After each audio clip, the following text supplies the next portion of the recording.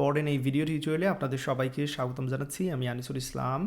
JavaScript থেকে API কলিংয়ের যে 4টি পদ্ধতি রয়েছে তার মধ্যে থেকে ইতিমধ্যেই আমি আপনাদের XMLHttpRequest, ফেচ এবং এক্সিওস সম্পর্কে ধারণা দিয়েছি।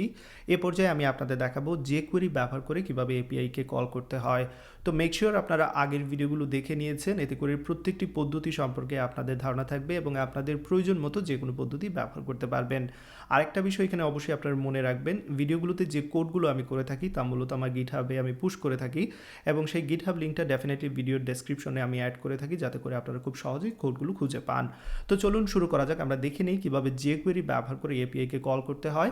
তো এখানে ফাইল স্ট্রাকচার ডেফিনেটলি আপনাদের পরিচিত ফাইল স্ট্রাকচার index.html রয়েছে এবং তার সাথে আমি স্ক্রিপ্ট ব্যবহার করে কি করেছি, এই jQuery.js ফাইলটাকে লিঙ্ক করে দিয়েছি। এতটুকু কাজ করে নিয়েছি এবং ডেফিনেটলি ফন্ট সাইজটা অনেক বড় করে দিয়েছি। আপনাদের অনেকেরই প্রবলেম থাকে যে ফন্ট সাইজ একটু ছোটো হয়ে যায়। আমি আসলে বড় স্ক্রিনে করি, তো তাই আমার কাছে মনে হয় অনেক বড়। তো যাই হোক, এখানে আউটপুটের জন্য দেখতে পাচ্ছেন আমার ব্রাউজারটা ওপেন করা আছে। তো প্রথমেই আমার যে কাজটা করতে হবে, যেহেতু jQuery ব্যবহার করতে যাচ্ছি, আমার jQuery লাইব্রেরির সিডিএনটা লাগবে। তো সেই জন্য আমরা গুগলে গিয়ে যদি jQuery সিডিএন লিখে সার্চ দিই, তাহলে যে কাজটা করবো ওই যে cdnjs.com বরাবরের মতো এখানে চলে যাব এবং এইখান থেকে আমি জাস্ট এই jQuery লাইব্রেরির সিডিএনটা নিয়ে নেব, কপি করে নিচ্ছি। এবার যে কাজটা করতে হবে, এটা আমার index.html অ্যাড করে দিতে হবে। তো তার আগে আমি একটা জিনিস এখানে আপনাদের দেখাতে চাচ্ছি। এইখানে জাস্ট আমি কনসোল লক করে দেখাবো, লক্ষ্য রাখবেন এই কনসোল লক করে এখানে আমি উইন্ডোটা প্রিন্ট করে দেখাচ্ছি আপনাদের বরাবরের মতো। সেভ করে নিলাম এবং এইদিকে যদি আমি চলে যাই, উইন্ডোতে লক্ষ্য রাখবেন এইখানে কিন্তু আমাদের ডলার সিম্বলটা নেই, অর্থাৎ এইখানে কিন্তু jQuery নেই, অ্যাভেলেবল না। তো সেই জন্য আমাকে jQueryটা অ্যাভেলেবল করার জন্য মূলত এই সিডিএনটা ব্যবহার করতে হবে এবং এইখানে আরেকটা কাজ করে নিচ্ছি, বরাবরের মতোই স্ক্রিনটাকে আমি ক্লিয়ার করে দিচ্ছি। তারপর যে কাজটা করব, এইখানে যেমনটা বলেছি যে সিডিএনটা আমি কপি করে এনেছি সেইটা আমি কিন্তু হেডের মধ্যে পেস্ট করে দেব। তো এই জায়গায় আমি পেস্ট করে দিচ্ছি, Ctrl+B চেপে আমি পেস্ট করে দিলাম, সেভ হয়ে গেল এবং এইদিকে এটাও আমি সেভ করে নিলাম। That's it. এবার যে কাজটা করব, আবারও কনসোল লক করে আমরা উইন্ডোটা দেখব যে আসলে ডলার সিম্বলটা চলে এসেছে কিনা, যেটা jQuery সিম্বল। তো এটা সেভ করে নিলাম। এবার যদি আমরা উইন্ডোতে যাই এবং এইখানে ডেফিনেটলি আমরা যে কাজটা করতে পারি, এই যে দেখতে পাচ্ছি যে এটা ডলার সিম্বলটা চলে এসেছে, পারফেক্ট। তো চলুন এবার আমাদের কাজ শুরু করে দিই। যেহেতু ডলার সিম্বলটা অ্যাভেলেবল হয়ে গেছে, এবার এই ডলার সিম্বলের যেটা আছে ajax, সেটা ব্যবহার করে মূলত আমরা এপিআইকে কল করব। তো সেই জন্য এরকম আমরা কাজ করতে পারি। প্রথমে একটি মেথড তৈরি করে নিই। আমি মেথডের নাম দিয়ে দিচ্ছি মেক রিকোয়েস্ট এবং এই মেথডের মধ্যেই আসলে সব ধরনের রিকোয়েস্ট আমি মেক করব। সো মেথডটা তৈরি করে নিলাম। আগের ভিডিওগুলোতে আমি অনেক পরে এই মেথডটা তৈরি করেছিলাম, বাট এবার সবার আগেই করে নিচ্ছি, এতে করে আমাদের টাইম সেভিং হবে। তো এইখানে এবার এই ডলার সিম্বলটা ব্যবহার করে আমরা কাকে কল করব, এই যে এক্সিওসটা কল করব, অ্যাজাক্সটাকে কল করব। এক্স্যাক্টলি আসলে এক্সিওস না, এক্সিওসের ব্যবহার তো অলরেডি আমরা দেখে নিয়েছি। অ্যাজাক্সের ফুল মিনিং এখানে দেওয়া আছে, দেখতে পাচ্ছেন অ্যাসিঙ্ক্রোনাস জাভাস্ক্রিপ্ট অ্যান্ড XML, যেটা দেখে নিলেন। যাই হোক, তো এই অ্যাজাক্সের মধ্যে আমরা যে কাজটা করব, আমরা যে সেটিংটা আছে সেই সেটিংটা এখানে আমরা দিয়ে দেবো। সেটিংটা বলতে এখানে বোঝাচ্ছি ইউআরএল, দেন মেথডস, ডেটা টাইপ, ডেটা, এগুলো আমরা দিয়ে দেবো। তো এখানে যে কাজ করব, আমি প্রথমেই সেকেন্ড ব্র্যাকেটটা দিয়ে দিচ্ছি। এটার মধ্যে আমি সেটিং হিসেবে প্রথমে ইউআরএলটা দেবো। তো এখানে আমি ইউআরএলটা বসিয়ে দিতে পারি। তো ইউআরএলটা বসিয়ে দেওয়ার পর তারপর যে কাজটা করতে হবে, ডেফিনেটলি মেক রিকোয়েস্টটাকে কল দিতে হবে। এখানে আপনারা লক্ষ্য রাখবেন, আমি কাজগুলো দেখাচ্ছি আপনাদের। সো আমি যে কাজটা করব, এখানে গেট ডেটা নামে একটি মেথড নিচ্ছি এবং এই গেট ডেটা মেথড থেকে আমি কাকে কল দিব, মেক রিকোয়েস্টকে কল দিব। মেক রিকোয়েস্টকে কল দেওয়ার সময় একটা ইউআরএল পাস করে দেবো এবং সেই ইউআরএলটা এখানে বসিয়ে দেবো, এতে করে আমার কাজ দুইবার করা লাগবে না। চাইলে এখানে আমি হয়তোবা জাস্ট ডিরেক্টলি একটা ইউআরএল দিয়ে দিতে পারতাম, বাট আমি মেক রিকোয়েস্টটাকে বারবার ব্যবহার করতে চাচ্ছি, সেক্ষেত্রে এখানে ইউআরএল আমি দিয়ে দেবো এখানে। ওকে, ইউআরএলটা পাস করে দেবো। সো চলুন আমি এখানে যে কাজটা করি, মেক রিকোয়েস্ট, এই মেথডটাকে কল দিব এবং এইখানের মধ্যে আমি একটা ইউআরএল পাস করে দেবো এবং সেই ইউআরএলটা রিসিভ কে করবে, এই যে মেক রিকোয়েস্ট রিসিভ করে কার মধ্যে এইখানে বসিয়ে দেবে, অ্যাজাক্সের মধ্যে বসিয়ে দেবে। ওকে, তো আমার যেহেতু একটা এপিআই লাগবে, আমরা বরাবরের মতোই আমরা এই সাইটটা থেকে এপিআই ইউজ করব এবং এইখান থেকে আমি একটা এপিআই নিয়ে নিচ্ছি, যেটা বলছে যে গেটিং এ রিসোর্সের জন্য এই এপিআই আমরা ব্যবহার করতে পারি। আমি কপি করে নিলাম, এইখানে বসিয়ে দেবো, এই যে এইখানে। দেন এবার যেহেতু মেক রিকোয়েস্টের মধ্যে আমি ইউআরএলটা পাস করছি, তাহলে এখানে আমরা ইউআরএলটা রিসিভ করে নেই। ইউআরএলটা রিসিভ করার পর এখানে ডিরেক্টলি আমি বসিয়ে দিলাম ইউআরএলটা। তাহলে এবার সুবিধাটা হলো কি, আমরা যে কোনো ইউআরএল পাস করলে মেক রিকোয়েস্ট সেটা রিসিভ করতে পারবে এবং এখানে বসিয়ে দিতে পারবে। তারপর রেসপন্সটাকে আমি হ্যান্ডেল করার জন্য বা রেজাল্টটাকে আমি যে কাজটা করি, এখানে একটি ভেরিয়েবল নিচ্ছি কনস্ট নামে এবং এখানে দিয়ে দিচ্ছি রেজাল্ট, দ্যাটস ইট। এরকম তাহলে কি হবে, এই যে রেজাল্ট আসবে অ্যাজাক্স থেকে সেটা কি করবে, এই রেজাল্ট ভেরিয়েবলের মধ্যে চলে আসবে। দেন আমরা চাইলে এটাকে রিটার্ন করে দিতে পারি এখান থেকে। সো আমি এখান থেকে রিটার্ন করে নিচ্ছি রেজাল্টটাকে, রেজাল্ট, দ্যাটস ইট। এই জিনিসটাকে একটু সিম্পল রেখে দিই, ওকে। সো এখানে আমি প্রিন্ট করে নিচ্ছি, পরবর্তীতে অবশ্যই আমাকে রিটার্ন করতে হবে এবং আমি সেটা করব। সো এখানে রেজাল্ট দিয়ে দিচ্ছি, সেভ দিয়ে দিলাম।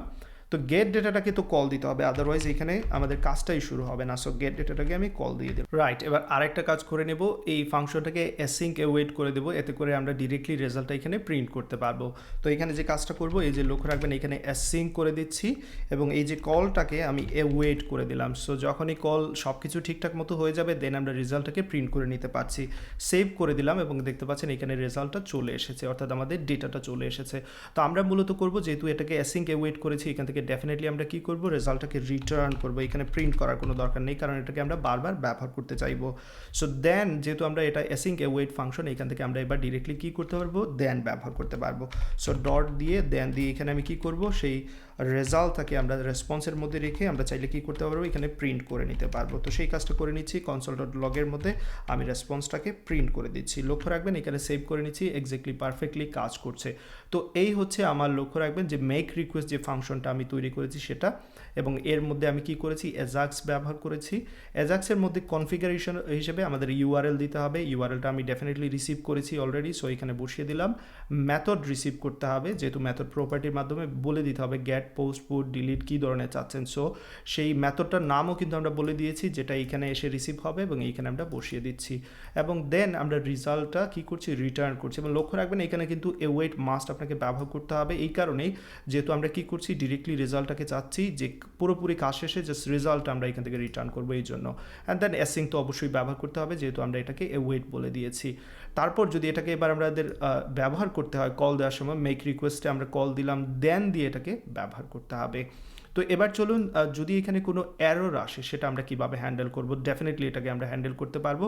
সেই ক্ষেত্রে আমার যে কাজটা করতে হবে, এই পুরোটাকে আমি ট্রাই ক্যাচের মধ্যে রেখে দিচ্ছি। সো এতটুকু কেটে নিলাম, আমি এখানে ট্রাই ব্লক ইউজ করব এবং এইখানে নিচে আমি ক্যাচ ইউজ করে নিচ্ছি, ক্যাচের মধ্যে এরর দিয়ে দিচ্ছি, যে কোনো কিছু আপনারা এখানে দিতে পারেন। আমি এখানে কনসোল লগে এররটাকে প্রিন্ট করব যদি কোনো এরর আসে, এবং এই ট্রাইয়ের মধ্যে আমার যে যাবতীয় কোডটা আছে সেটা বসিয়ে দিচ্ছি। ডেফিনেটলি একটা কাজ আপনারা অনেকভাবে করতে পারবেন, আমি আমার মতো করে করছি। এবং এই স্ক্রিনটা এবার ফন্ট সাইজটাকে একটু ছোটো করে দিচ্ছি, এতে করে আপনারা হয়তো বা প্রপারলি দেখতে পারবেন। তো এই ছিল আমার গেট ডেটাকে কল দেওয়ার পদ্ধতিটা, ওভারঅল পদ্ধতিটা। আমি আরেকটু ছোটো করে নিচ্ছি, বাট এবার মনে হচ্ছে বেশি ছোটো হয়ে যাচ্ছে, এটা থাক এতটুকু। সো কী করলাম, এখানে নিশ্চয়ই লক্ষ্য রেখেছেন, গেট ডেটাকে কল দিলাম, গেট ডেটার মধ্যে যাবে, এখান থেকে মেক রিকোয়েস্টকে কল দিবে। মেক রিকোয়েস্টে কল দেওয়ার সময় কী ইউআরএল থাকছে এবং মেথড থাকছে, এবং সেই ইউআরএল মেথড এখানে পাঠিয়ে দিচ্ছি, ট্রাই ক্যাচ দিয়ে রেখে দিলাম, যাতে করে কোনো এরর আসলে সেটা চলে যাবে ক্যাচের মধ্যে। এবং এখানে কি করছি, এই যে ডলার সিম্বল দিয়ে অ্যাজাক্সকে কল দিয়ে কনফিগারেশনটা সেট করে দিচ্ছি। এবার চলুন আমরা যদি গেট ডেটা না করে ক্রিয়েট করতে চাই ডেটা, সেক্ষেত্রে আমি এখান থেকে এটা কপি করে নিচের দিকে নিয়ে যাচ্ছি এবং এটাকে কমেন্ট করে রাখছি, অবশ্যই কোড ডিলিট করছি না, লক্ষ্য রাখবেন। এবং এবার যে কাজটা করবো, আমরা পোস্ট মেথডটা দেখে নেই। সো এখানে ক্রিয়েট ডেটা দিয়ে দিচ্ছি, ডেটা ক্রিয়েট করব। ক্রিয়েট করার সময় আমরা যে কাজটা করব, এখানে ইউআরএলটা আমরা দেখে নেই এপিআই ডকুমেন্টেশন থেকে পড়ে, যে আমরা ক্রিয়েট কিভাবে করব। ডেফিনেটলি অনেকবার করেছি, আমি এখানে ডেফিনেটলি মুখস্থ ব্যবহার করতে পারতাম, বাট আমি আবারও দেখাচ্ছি। ক্রিয়েট করার সময় আমাদের ইউআরএলটা লাগবে, মেথড অবশ্যই পোস্ট বলে দেওয়া লাগবে। সো এখানে আমরা মেথডটা চেঞ্জ করে দিচ্ছি, পোস্ট মেথড, যেটা আমরা রিসিভ করতে পারবো, এবং দেন আমাদের ডেটা দেওয়া লাগবে, তাই না? সো আমি এখান থেকে একটা ডেটা অলরেডি দেওয়া আছে তাদের, আমি এটাতে কপি করে নিচ্ছি, Ctrl+C চেপে কপি করে নিলাম এবং এইখানে ডেটাটা আমি দিয়ে দিচ্ছি। সো ডেটা দেওয়া হয়ে গেল। এবার যে কাজটা করতে হবে, আমরা যখন মেক রিকোয়েস্টকে কল দিচ্ছি কী কী পাঠাচ্ছি লক্ষ্য রাখবেন, আমরা ইউআরএল পাঠাচ্ছি, আমরা মেথডের নাম পাঠাচ্ছি, আমরা একটা ডেটা পাঠাচ্ছি। তো আমাদের মেক রিকোয়েস্ট অলরেডি কী কী রিসিভ করতে পারছে, ইউআরএল এবং মেথড, বাট আমাদের ডেটা কিন্তু রিসিভ করতে পারছে না। তাহলে আমার ডেটাটাকে রিসিভ করে নিতে হবে এখান থেকে। তো চলুন আমরা ডেটাটাকে রিসিভ করে নেই। দেন এবার যে কাজটা করতে হবে, এটা অলরেডি এখানে অ্যাজাক্সের মধ্যে ডেটা রয়েছে একটা প্রপার্টি, তার মধ্যে আমাদের যে ডেটাটা আমরা রিসিভ করছি এখান থেকে সেটা আমরা পাঠিয়ে দিলাম, দ্যাটস ইট, এতটুকু। এই তো হয়ে গেল আমাদের পোস্টের যে ব্যবহারটা, সেটা দেখে নেওয়া। তো এবার যদি আমরা সেভ করে নিই এবং আউটপুটটা চেক করে নিই, আমরা এখানে যাচ্ছি আউটপুট দেখার জন্য। এইখানে get data is not defined দেখাচ্ছে। ওকে, সো ক্রিয়েট ডেটাকে আমরা কল দেবো ডেফিনেটলি। এই যে এররটা এখানে ধরা পড়েছে, আমরা ক্রিয়েট ডেটাকে কল দেবো। এবার ক্রিয়েট করলাম এবং দেখতে পাচ্ছেন পারফেক্টলি আউটপুট দেখাচ্ছে যে ক্রিয়েট করা হয়েছে। তো এবার চাইলে আপনারা পুট ব্যবহার করতে পারেন, পুট মেথডটাও এখানে আমি ব্যবহার করে নিতে পারি আপনাদের দেখানোর সুবিধার্থে। এবং পুট মেথডের সাহায্যে আমরা কী করি, কোনো কিছু আপডেট করে থাকি, সেক্ষেত্রে ধরা যাক আমি 1 নাম্বার আইডি যার তার জন্য কিছু আপডেট করতে যাচ্ছি এবং এইখানে আইডি বলে দিচ্ছি নাম্বার 1। এটা ডকুমেন্টেশন থেকে আমি কিন্তু পড়ে নিয়েছি। এই যে ডকুমেন্টেশনে বলে দেওয়া আছে যে কিভাবে আপডেট করবেন, আপডেটিংয়ের রিসোর্স। সো এখানে এক্সাম্পলে দেওয়া আছে এই ইউআরএলটা লাগবে বা এপিআইটা লাগবে, আমরা অ্যাড্রেসটা দিয়ে দিয়েছি। দেন মেথড পুট হওয়া লাগবে, আইডি মাস্ট দেওয়া লাগবে। এখানে যদি 1 দেন সেক্ষেত্রে আইডি 1, এখানে 2 দিলে আইডি 2, এরকম। দেন আপনি যে ডেটাগুলো চেঞ্জ করতে যাচ্ছেন সেগুলো এখানে বলে দিতে পারেন। তো আমি এখানে দিচ্ছি ফুমা সাপোজ এবং এখানে দিচ্ছি বার্মা, দ্যাটস ইট। এবার যদি এটা সেভ করে নেই ঠিকঠাক মতো, যদি আপডেট হয় তাহলে কি বলবে, এই যে আউটপুট বলবে এরকম, কিন্তু যে ডেটাটা আমরা দেবো তো এক্স্যাক্টলি ফুমা এবং বার্মা দেখাচ্ছে, দ্যাট মিনস এটা আপডেট হয়েছে। তো আপনারা চাইলে প্যাচের ব্যবহার দেখতে পারেন, ডিলিটের দেখতে পারেন। সাপোজ এখানে আমি ডিলিট দেখাচ্ছি, প্যাচ দেখানোর দরকার মনে করছি না, আসলে প্যাচ এত বেশি ব্যবহার হয় না রিয়েল লাইফে, সো আসলে এত টেনশন নেওয়ার কোনো কিছু নেই এখানে। তারপরও আমি কিন্তু দেখিয়ে দিয়েছি আগের ভিডিওগুলোতে আপনাদের ডেফিনেটলি, তাই না? সো এবার আমরা দেখবো ডিলিট ডেটা। সো ডিলিট বানানটা ঠিক করে নিই, এখানে ঠিক করে নিলাম। এবার চলুন এখানে ঠিক করে নিই ডিলিট ডেটা, পারফেক্ট। ডিলিট করার জন্য আমাকে জাস্ট মেথডটা চেঞ্জ করে দিতে হবে ডিলিট, এবং এইখানে এবার কোনো ডেটা দেওয়ার আমাদের কোনো দরকার নেই। সো এখানে যে ডেটাগুলো আছে সেগুলো আমি এখান থেকে সরিয়ে নিচ্ছি। তো ডিলিট এখানে সেভ করে নিলাম। তো এবার কি হচ্ছে, এই যে দেখতে পাচ্ছেন পারফেক্টলি ডিলিট করা হয়ে গেছে। তো এখানে যদি আমরা এবার ডেটা যেহেতু দেই নাই, এতে কি কোনো প্রবলেম আছে? ডেফিনেটলি না, ডেটাটা জাস্ট আনডিফাইন্ড থাকবে, এই ক্ষেত্রে আমি ব্যবহার করছি না, দ্যাটস ইট, এতটুকুই। ওকে, সো এই ভিডিও এতটুকু থাকবে। আশা করি jQuery ব্যবহার করে কিভাবে এপিআই কল করতে সেটা আপনারা শিখে নিয়েছেন। এই লাস্ট 4টি ভিডিও টিউটোরিয়ালে আমি অনেক ডিটেলস আলোচনা করেছি, আমি আপনাদের দেখিয়ে দিয়েছি XMLHttpRequest এর ব্যবহার, ফেচ এপিআই ব্যবহার, এক্সিওস এর ব্যবহার এবং jQuery এর ব্যবহার। এবার আপনাদের কাজ হচ্ছে এইগুলোর কম্পেয়ার করা এবং আপনাদের সুবিধা মতো ব্যবহার করা। বাট আমি হাইলি রেকমেন্ড করবো এক্সিওস ব্যবহার করা, কারণ আপনারা ডেফিনেটলি দেখে নিয়েছেন এক্সিওসের কোড থেকে এক্সিওস কত সিম্পল ছিল। এই যে এক্সিওসের কোডটা আমি আবার ওপেন করে দেখাচ্ছি, একেবারে সিম্পল প্রসেস ছিল, তাই না?